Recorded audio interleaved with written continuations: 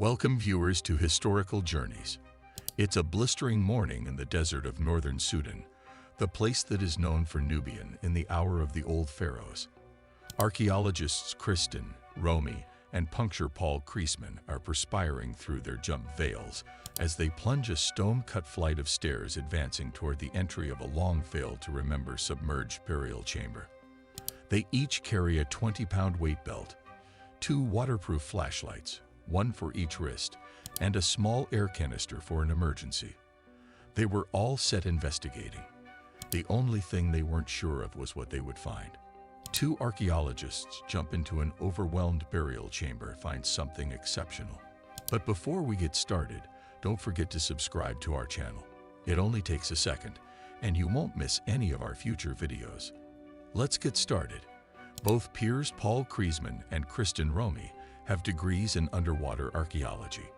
Romy therefore made the decision to call the craftsman and tag along when she heard that he was planning to investigate a submerged ancient tomb in Sudan. They were going in aimlessly. Nobody had truly concentrated on the relics inside the pyramids of Nuwari. Quite possibly, they were past the point of no return, and grave looters had previously beaten them to the fortunes concealed profound inside the old burial places.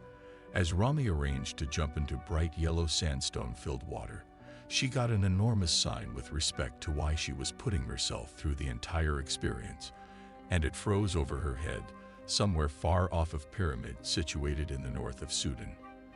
The pyramid was home to a held ruler influence over a greater part of northern Africa. Romy and Kriesman were not taking a gander at the landmark, however.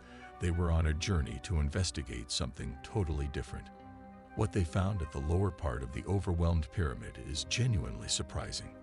Romy and Kriesman weren't making a plunge the sketchy water for the sake of entertainment. They had an objective as a main priority: a man's burial place. The burial chamber is the resting spot of Masterson, the late ruler of Kush, who was covered over a long time back. For a prepared archaeologist like Romy, it was worth diving into the flooded pyramid's underbelly to learn that historical detail. She only had a tube to the surface and a small canister strapped to her back for emergency breathing. Would the old burial place merit the absence of oxygen? Kriesman sat tight for Romeo at the lower part of the old flight of stairs. There won't be any headroom in the primary chamber. Because of this, we will need to make sure that the 2 of them kept using their oxygen tubes, and we hoped that they wouldn't need to use their emergency air canister. In any case, when you're under an old pyramid going to investigate a long failed-to-remember burial chamber, what happens next is anyone's guess. Half a month preceding this undertaking, Kriesman had investigated the burial chamber of Masterson without help from anyone else. Presently, both of them planned to go down into the 3 chambers together in order to research the lowered stone coffin that has lain immaculate for quite a long time. What would they discover there?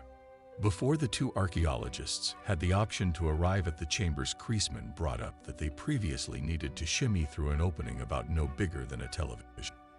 That is not something anyone wants to do while submerged in murky, chest-deep water beneath an ancient pyramid. The site extends over almost 200 sections of land and houses around 20 pyramids that were developed from 650 BCE to 300 BC. The pyramids are susceptible to flooding because Nuwari is also close to the east of the Nile River. Being the stream, this pyramid is probably going to flood. The pharaoh's tomb's 3 chambers are submerged in water as a result. The line of 20 pyramids denotes the cemetery of the Kushite royals, the dark pharaohs who worked as vassals on the southern edges of the Egyptian domain. The pharaohs revived some of the religious practices of the ancient Egyptian empire by constructing grand structures along the Nile River during their reign. One such practice was developing pyramids to cover their rulers underneath. The pyramids of Nuwari remained moderately neglected since the beginning of time. There was no safe way for archaeologists to explore the tomb's underbelly because underwater archaeology had not been attempted in Sudan. The principal individual to take a stab at penetrating the entombment chambers was George Reisner, an American paleologist who worked in Old Egypt and its covered history. Within the Giza pyramids, Reisner was able to easily explore the tombs of ancient royalty. In any case, all he found at Nuwari was that the pharaohs were covered underground and that their burial places were overflowed. It was only after 2018, when Kriesman dared to Nuwari, that any responses were found. With a grant from the National Geographic Society, Kriesman decided to concentrate on the Masterson Pyramid because he had underwater archaeology experience that Reisner did not have. Also on the grounds that he was the last ruler to be covered in Nuwari, his pyramid lies on the most exceedingly awful piece of land. So to know his set of experiences, there was essentially nothing to do other than plunge into his burial place, albeit that is more difficult than one might expect, as the water level has risen decisively since the hour of Reisner. His endeavor, essentially his laborers had the option to track down the flight of stairs that drove down into the burial chamber. Sadly, that is all the specialist possessed energy for, and not long after he re-emerged Reisner, his group left. The burial place was neglected, and the flight of stairs was covered by desert sand. Yet again, it was only after years some other time when Kriesman dared to Nuwari that the flight of stairs was revealed. Unfortunately, it took Kriesman and his group about a year to uncover it. Quick forward another year to 2019, and he was at long last ready to wander down to the burial chamber's passage point. In any case, it was anything but a reason for festivity, as they understood that the remainder of the chamber would have been totally lowered submerged.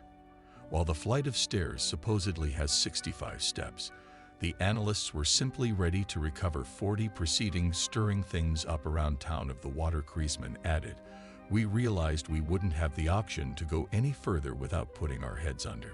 Kriesman used metal chutes to reinforce the entrance to the chambers because no one wanted to be trapped underground. Rocks would move slightly away from the opening, rather than falling into it as a result. Presently, the issue was that to enter the burial place, the jumpers must shimmy around the chute.